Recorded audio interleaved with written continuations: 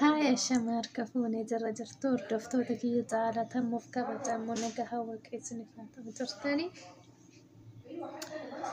جرى هر وانا جايبات كل باتشو دادو فلين اللي مالي دهو جتاني وايرو أما كان شمران أورمو باهي راسي ويتي dursa warroonni taane lakeenya faarawwataa ta'an laayik sheer sabiskiraayib gochuun irraanfatina isinin jenna.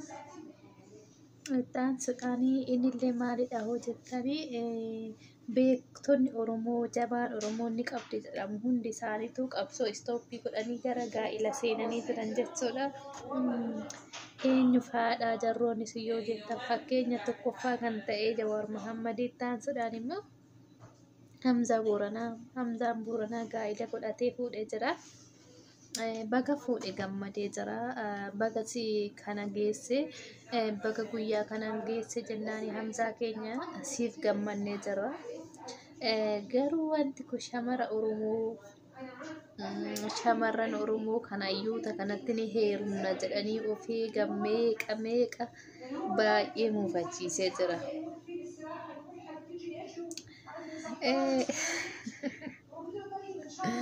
Dhugaa yoo dubbachuuf taate gaa'illi waaqayyollee kan jaalatu gaa'ila akkanaati kabajaadhaan wal fuudhuudha malee akkuma shamarran keenya yeroo baay'ee daa'ima ulfaanii ofirraa baasanii akkasumas daa'ima isaanii dhalanii badheetti gatan kana ta'uu hin qabu jechuudha.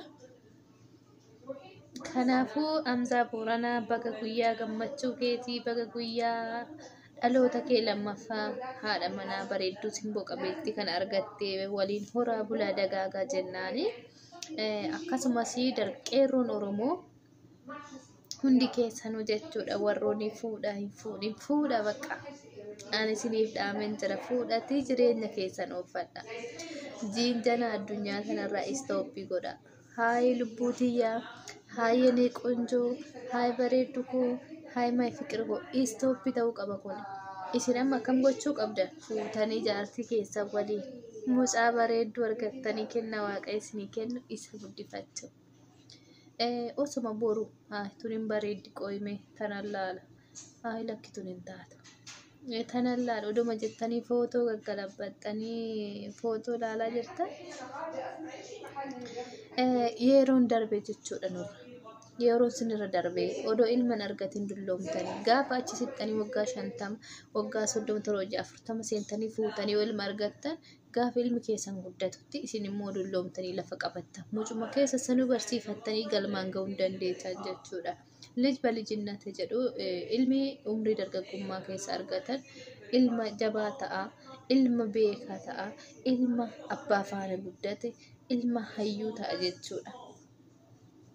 Kanaafuu akka beektonni yookiin hayyoonni Oromoo gurguddaan qabdu keessa akka Hamzaa Booranaa, akka Jennuus Kabbadaa, kan akka Jawaar Mohammed fuudhanii bultii jaarratan kana isinillee fuudhaa bultii jaarradha isiniin jenna. Singiliin taa'uu hin qabu jechuudha. Karoorri bara 2016 singilii istooppii ta'uu qaba jechuudha.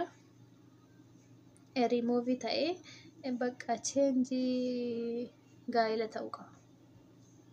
Kanaaf hundi keessanuyyuu kana godhachuu qabdanii. Yoo isinitti tole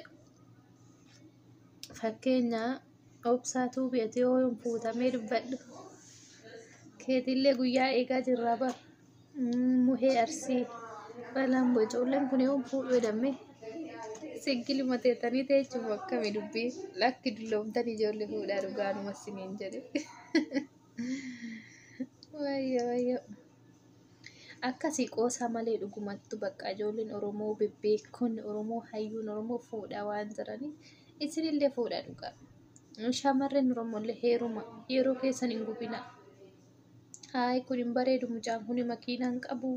Kuni mana hin qabu kun qabeenya hin qabu jettee odoo maraattu akkanumatti dhaabattee hafta gaa'illi hin jiru jechuudha. Kanaafuu fuudhuu qabdanii fuudha. Warri heerumuu qabus heeruma. Singiliidhaan hin taa'ina. Singiliin teettanii fedha fooniitii dhalli namaa kun kan foon uffatee umriin dargaggummaa kun immoo fooniin baay'ee tokko waaqayyo irraa nama fageessa akka qulqullichi Salaamoon jedhetti umriin dargaggummaa ibidda jedha bara dargaggummaa keessa waaqayyo yaadadhaa jedha. Kanaafuu umrii jirru kanaan gaa'ila heerumuu qabna malee fedha foonii addunyaa kana filatina. Wal qunnamtii hin raawwatina dubartiinis dhiirris jechuudha addunyaan osoo gaa'ila hin godhatin dura. Kabajaa keessaniif. Dhiirris osoo dubartii tokko bira hin gahin, dubartiinis osoo dhiira tokko bira hin gahin abbaa manaa ishee bira gaafa geesse isaan lamaan waliif maali? Waliif warqiidha jechuudha. Akka Hamzaa Booranaa akkatti simboo bareedduu tan argate laa. Hundi keessanuyyuu akkasuma ta'a. Akkasumas immoo dubartoonni keenya piliis. Dubartis ta'e dhiira. Qaama keessan qullaa dhiiraaf hin laatina. Dhiiris akkasuma dubartiitti hin ergina. Maalinni kuni? Hindi wal barbaadda wal fuudhaatii wal maddigaa walitti mul'isaa qaaman jechuudha. Isa bilbilaa walitti mul'istan kun nurraa dhaabbatu. Baay'ee nu jibbisiisee jira. Ilaaluun nu jibbisiisee jira. Sanuu dabartee dubartiin dawwaltee sheekota gaafatte akkanan godhe jettee maali kuni?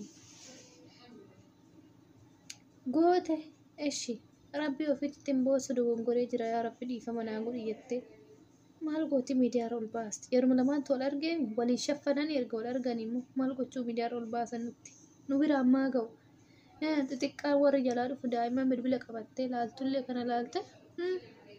Ebeluun akkas goote meenullee hin goone jetti daa'imni umrii waggaa 2 waggaa 3 qullaa ofirraa ol qabdee wallaalchisaa jirti. Lakki dhaloota waan gaarii agarsiifannu jechuun barbaada. Yoo isinitti tolee waan gaarii hojjedhaa. Waan gaarii waliif haa dabarsinu dhaloota. Boru darbuudhaaf jirra waan taane hojjetina piliis. Hundi keenya yoo gaarii irratti haa bobbaanu jechuudha. Yoo isinitti tole viidiyoo keenya yoo isin gammachiise laayik, sabiskiraayib godhaa. Warroonni chaanela keenya haarawaa taatan immoo maatii nu ta'a nu jajjabeessaa horaa bulaa deebana. Hamzaa Booranaa asumaan koongiraajileeshin baga gammadde siin jedheen jira siif gammadee jira.